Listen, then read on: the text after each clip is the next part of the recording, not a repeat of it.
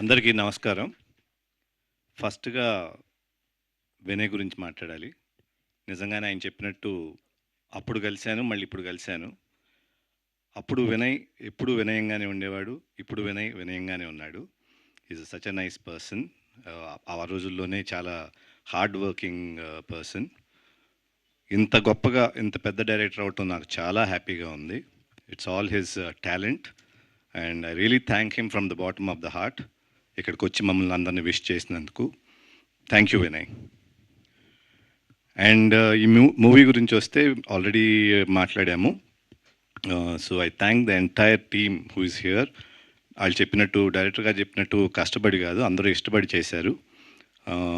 Especially performance wise ఇక్కడ ఉన్న ఆర్టిస్టులు అందరూ టు ద డాట్ చేశారు. So I'm really happy. ఈ సినిమా మీ ముందుకి 19th రాబోతుంది, జూన్ 19th.